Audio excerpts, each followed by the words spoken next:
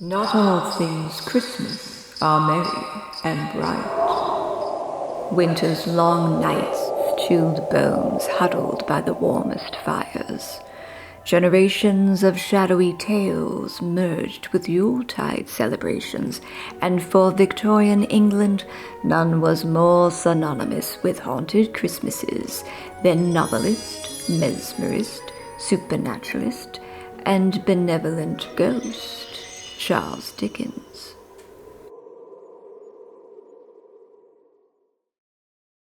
Victorian wintry ghosts flourished, fueled by Britain's industrialization, scientific advancement, and global uncertainties.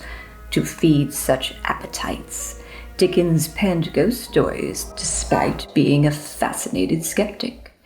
Dickens' literary style summarized 19th century culture with humorous details of daily life.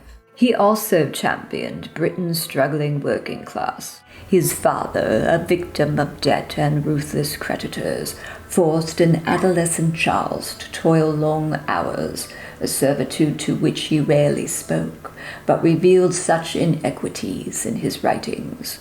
A Christmas Carol is Dickens' masterpiece of greed, ghosts, and redemption. Ebenezer Scrooge, miserly in his wealth and unscrupulous in his business, even upon a Christmas Eve, retreats for solitude at his estate. It is there he is greeted by a ghost, that of his previous business partner, bound in purgatorial chains. Scrooge dismisses the visitation as overactive imaginations, yet he is warned of 3 approaching apparitions, one more terrifying than the next.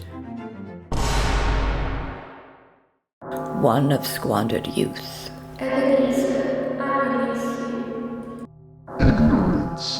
One of tragic soul. O kind spirit, let him be spared. And one of the cold finality of a life unrepented. All torturous messengers in Ebenezer's dark dreams. By dawn, Scrooge will be miraculously transformed after his ordeal, and just in time for Christmas. Dickens himself was not particularly religious, nor believed in the spirits of which he wrote. He was, however, an avid mesmerist, with John Ellinson, the renowned British physician, his acting mentor. Ghosts, Charles felt, were manifestations of an internal nature rather than an external force, an ailment that could be cured responsibly rather than regretfully.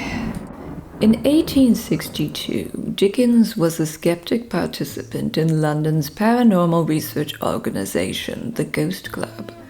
Composed by prominent intellectuals, investigations of spiritualism's validity and explanations of its phenomenon were debated, often in secret, with little documentation left behind. Dickens' participation remained vigilant until his death, or perhaps beyond it. Dickens' death preceded the completion of his novel, The Mystery of Edwin Drood. A part second completion was published 3 years later. Its publisher claimed the final manuscript was received from a channeling session with the deceased author. A debate ensued over its authenticity.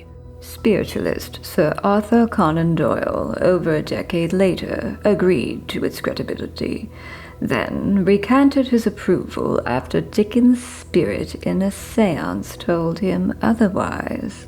Doyle had also been an alumnus of the Ghost Club.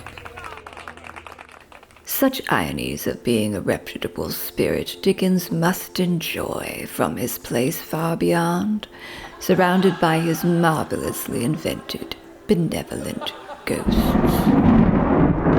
Well, looks like Scrooge isn't the only one to be visited by 3 meddlesome ghosts this evening. Am I right, ladies? May 3 Christmas spirits visit you in one night. Merry Christmas to all, and to all a good fright.